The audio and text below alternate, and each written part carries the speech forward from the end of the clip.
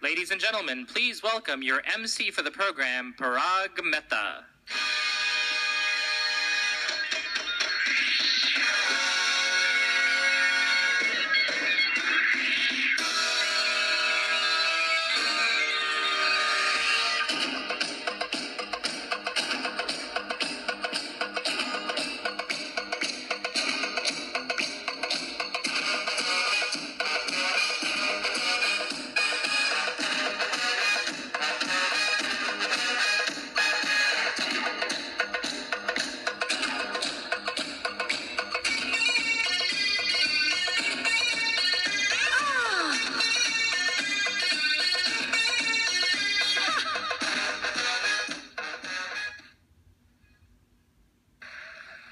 Wow!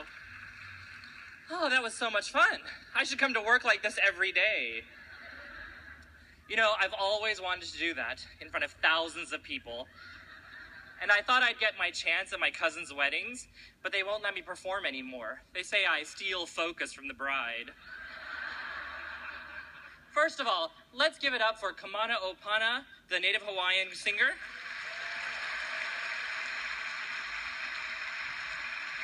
And also to Nen Daiko for that amazing drum performance. Welcome everyone, and happy Asian American and Pacific Islander Heritage Month. You all look wonderful. And if you don't mind, I'd like to take your picture. Yeah, clap for yourself. All right, everybody smile. Let's see if we can do this. Our big group selfie. All right, here we go. All right, smile. Wonderful. Oh, we're doing the wave now. Okay, great. You all look good. Hello. I see a lot of old faces, a lot of new faces, a lot of old Filipinas with new faces. Listen. I want you to know that I ran that joke by the staff, and Jason Tenko approved it. That's Tenko. T-E-N-G-C-O.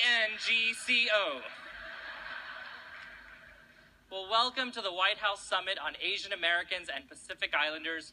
We gather here today in celebration of AAPI Heritage Month. I decided to wear Indian clothes for the occasion. Yeah. Or, as we call it at home, clothes. You know, one of the fun things about Heritage Month is that you can get away with wearing a lot different outfit to work. I get to wear more casual things and no one can judge me.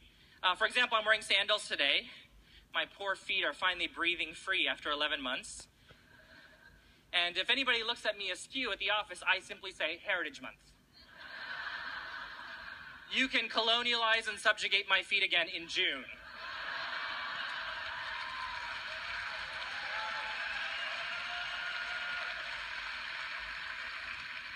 You know, AAPI Heritage Month actually started out as a week-long celebration. And then community advocates and elected officials petitioned President George H.W. Bush to expand it to a whole month.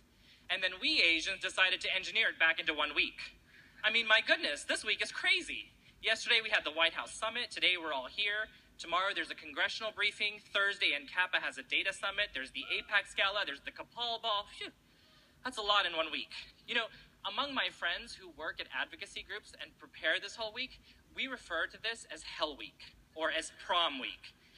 And when an Asian person makes references to final exams and senior prom, you know we're stressed out. So how did this happen? How did we go from a month-long celebration to being crammed into 1 week? Well, I can explain it in 5 words. Californians. Yes, you people. Californians decided that they didn't want to keep flying back and forth to Washington, D.C. all through May. So that's how we all ended up doing everything in 1 month. Yeah. And just so you know, we're not going to blame the Native Hawaiians. The Native Hawaiians are happy to camp out in D.C. for an entire month. Yeah, you are. You know why? Because even they need a break from the paradise. So for all you Californians who are here today, I want to say we thank you, we appreciate you, and as a token of our affection, we have a little gift for you. If you look under your seats, you'll find a crate of water for you to take back home with you.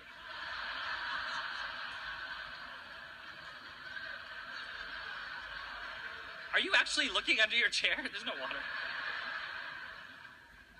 speaking of water, I've been drinking a lot more water lately in an attempt to be healthy, but mostly because I started a new job as Chief of Staff to the Surgeon General. Yes. We are all very, very proud of Dr. Vivek Murthy, the first Indian American, the first Asian American to serve as a Surgeon General.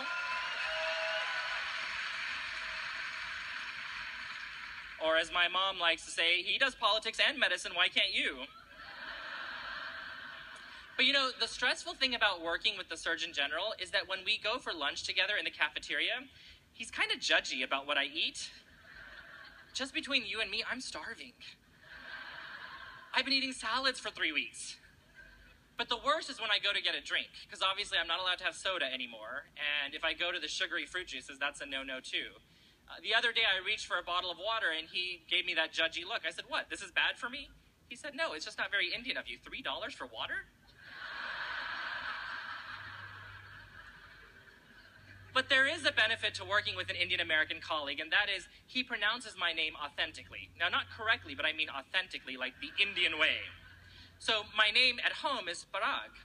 The only thing is our other coworkers have picked up on this, and so now they all want to get in on the action. So last week I had a Mexican American colleague who was in my office, and for 15 minutes she was proving that she could roll her R's and say Parag, Parag. Which is great, except, for 32 years, I've been conditioned to not hear my name said that way during daylight hours. So it does take a little getting used to. Now, speaking of having your name butchered, I want to bring up our first speaker. Kiran Ahuja is the amazing and fearless leader of the White House Initiative on APIs.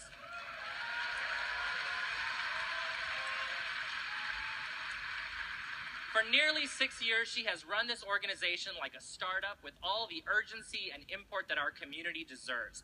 And so I want to welcome her to the stage. I want all of us to welcome her by pronouncing her name correctly. Because I have heard her name said every way to Sunday over the last 6 years. I've heard her called Chiron. I've heard her called Quran, like the Holy Book. And I've even heard some folks call her Karen. Really, Karen? So I'm going to teach you all how to do it, okay? We're going to do this together. So the first half is like key, like unlock the door with the key, or for you gays, Key West. Key. And the second half is run, like run, Forrest, run. Okay? Key, run. Got it? So on my cue, ladies and gentlemen, please welcome the Executive Director of the White House Initiative on Asian Americans and Pacific Islanders, Kiran Ahuja.